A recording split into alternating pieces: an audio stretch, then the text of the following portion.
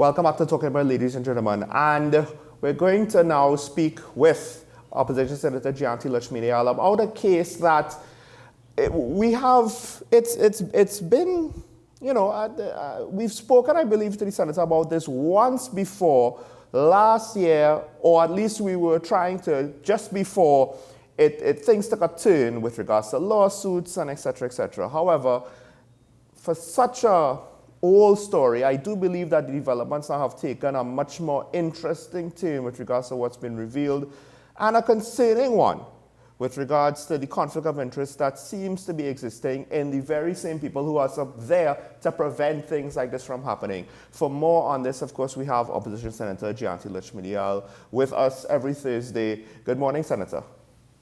Hi, good morning. Thanks again for having me. Sorry about the lack of video this morning. It's fine, it's fine. We're just happy to have you here. Of course, telecommunication deficiencies in TNT are something that our viewers and all are very well aware about. We even had somebody come in just to complain about his telecom provider. But don't get me started. Don't get Ketan started.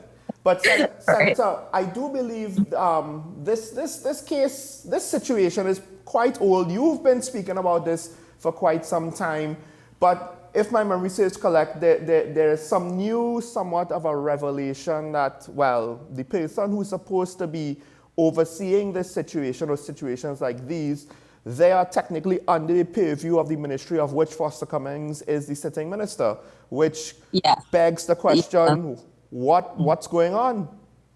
Yeah, so that's correct. So I think most people would have seen the Mark Bassan story that's been running in the news. And, it deals with a lot of the things. It has some further information, but it deals with the issue that I raised last year about monies being sent from state enterprises directly to the credit union and in the name of the minister. The explanation proffered at that time was that a personal loan was taken by the minister, who's a member of the credit union, but it was used to facilitate business operations from family businesses. And those businesses were the recipients of state contracts, so that they assigned the contracts to the credit union.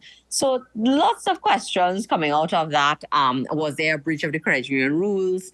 Now, Mark Bassan's story focused a lot on the credit rating and the credit history of the minister, and whether or not it was, courtesies were extended to him without all of the necessary approvals, and the credit union itself sort of extended credit to him that they would not normally extend to other regular members. Certainly, I think people are questioning now whether a bank would take on such a risk given the history of the particular member and so on. And all of this boils down to a couple of critical things. One thing that I mentioned, I think is carried in today's Guardian, is the issue that the Commissioner for Cooperative Development, who is the supervisor, the regulator, the person who has to have oversight of credit unions, sits within the Ministry of Youth Development and National Service. Previously, that office was located in the Ministry of Labor, and it was moved and it was placed directly under the purview of Minister Cummings. So how can we really expect, with all the issues being raised, how can we really expect this person to exercise their function properly and independently when the line minister that they are sort of reporting to and under their control of is, in fact, the said person who is at the center of this controversy? So as I said, if everything that's being said about Minister Cummings, the Prime Minister doesn't wish to remove him from the cabinet, I would say at a minimum, the Commissioner for Cooperative Development and that portfolio should be relocated to another ministry. And certainly, I believe that that person needs to start working together with the ACIB, who are clearly on the case from everything that's been reported, and really look at what is taking place at this credit union, because that will certainly may assist the police in their investigations. It may expose wrongdoing by persons other than the minister. And I think it will most importantly give some level of comfort to the other members who are now seeing the name of their financial institution splashed up on front pages. So I think Sunday front page, and other days, big spreads talking about the operations of this credit union, which must be a cause of concern for citizens who are a member of this. I think they are one of the larger credit unions in the country. I'm very confused. First of all, why does the board that oversees credit unions fall under the Ministry of Youth Development and National Service? Why is this nothing? I don't know. I don't know. But remember, at one point, the Ministry of Labour was called the Ministry of Labour and Cooperative Development. So we had that located there. And then it was relocated. There's a reassignment of portfolios from time to time, different things, because you have overlap and you have the renaming of ministries and so on. We had, for example, community development and culture. Then now we have tourism, culture, and the arts. So culture has moved from, one area to the next. And so, and it causes a lot of, I think, unnecessary headache. But according to Foster Cummings, he consulted with his attorney at law, Ramesh Lawrence Murad, senior counsel. And the senior counsel advised Foster Cummings that he has not in any way contravened any of the laws here in TNT. So therefore, is it that there's no repercussions for this? And by extension, it seems as though the credit union themselves have not done anything wrong. Well, I wouldn't go that far, because at the end of the day, what the credit union has done. Okay, so something that most people probably don't know is that a company cannot be a member of a credit union. So an individual can be a member, or a smaller credit union can be a member of a cooperative. So, for example, a very small credit union can join TechU, they could join Venture, they could join one of those bigger ones, right, and become members. What they have done is that they are extending loans to be used by companies to personal members. Not treating with separate separate legal personality and those kind of things. That is clearly a workaround of a situation. Is it illegal and a breach of the credit union rules? That is something that, again, the commissioner has to determine. To say that nothing was done that is illegal, it ignores certain things and certain rules we have in place, like the financial obligations regulations that deal with the commingling of funds. When Minister Cummings gave his explanation last year, when I made the MTS checks public, he said that it was entirely proceeds of contracts awarded to, I think it was Rivulet Investments, that was the company, one of his family companies, and it was to pay back this loan that he had taken.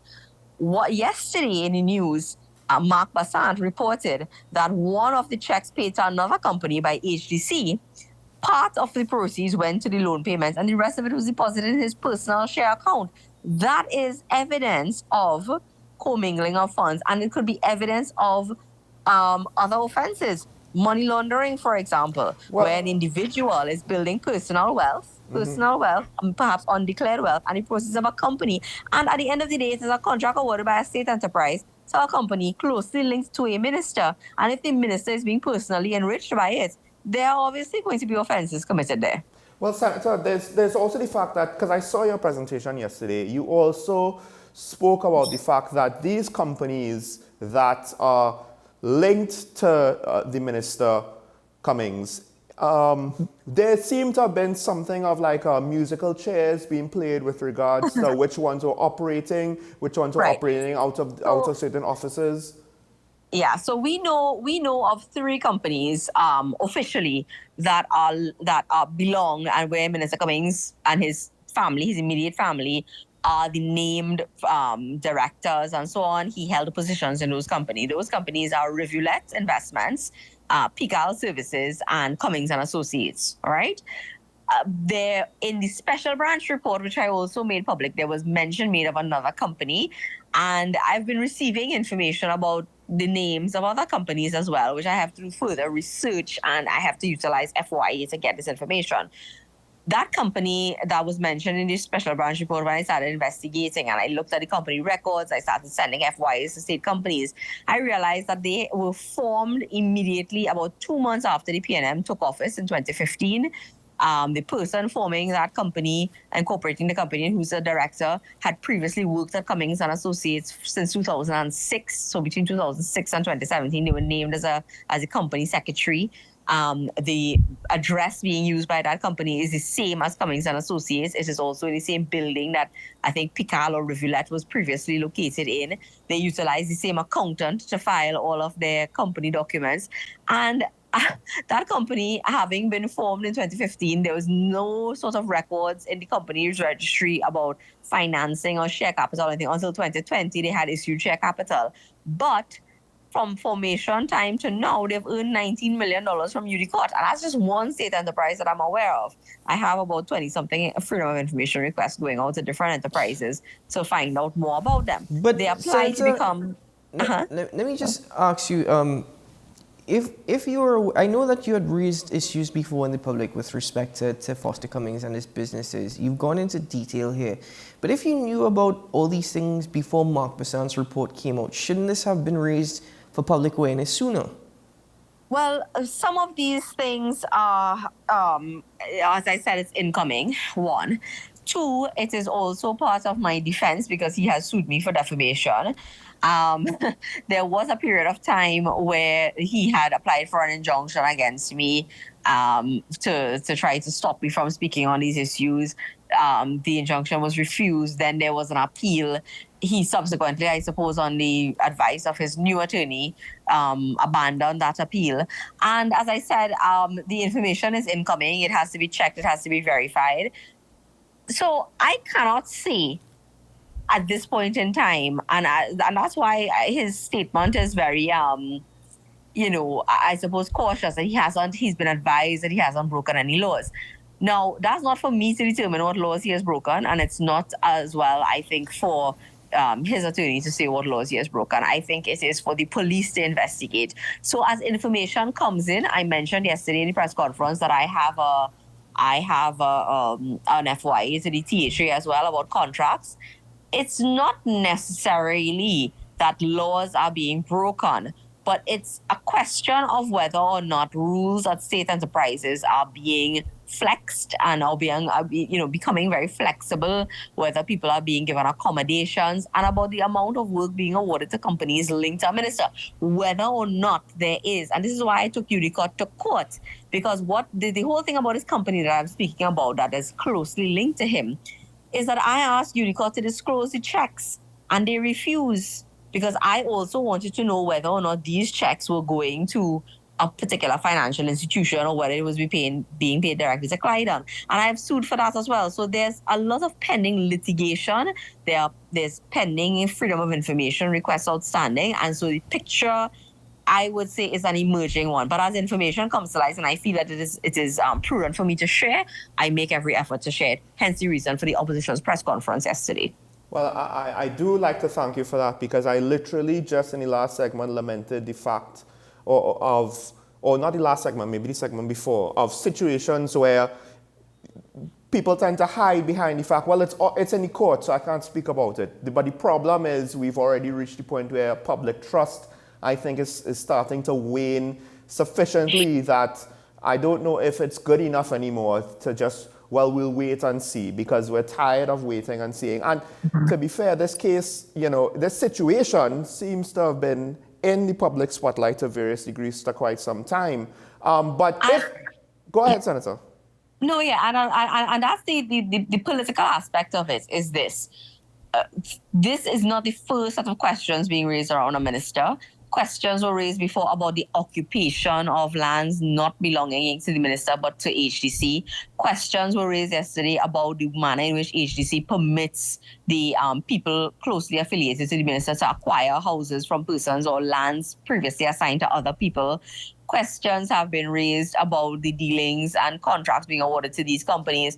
And so the thing that the UNC and the opposition has been pushing is that there are just too many questions being raised about this particular minister. So much so that to trigger the intelligence arm of the TTPS to write a report, which is special branch. So much so that to trigger the Anti-Corruption Investigation Bureau to launch an investigation to approach the court for orders to get into the bank accounts and so on of these companies. And yet still, this minister is being allowed to sit in the cabinet. And that, to me, is what the real issue is. The issue here is that the Prime Minister and the PNM refuse to even remove or to limit the responsibility of this person. He is the General Secretary of the PNM. It's a very powerful position, and he's allowed to continue in office whilst all these questions are being raised. And one has to understand the way things work in this country when an investigation is ongoing, and yet you have a person sitting in the cabinet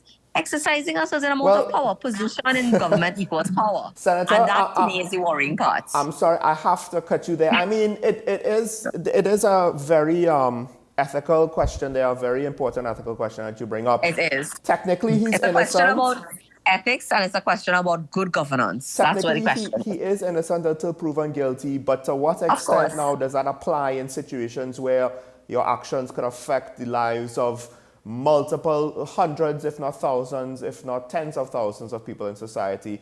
But we have to save that for another time. We have to break for news, but I'd like to thank you for joining us to share your contribution on this quite important story.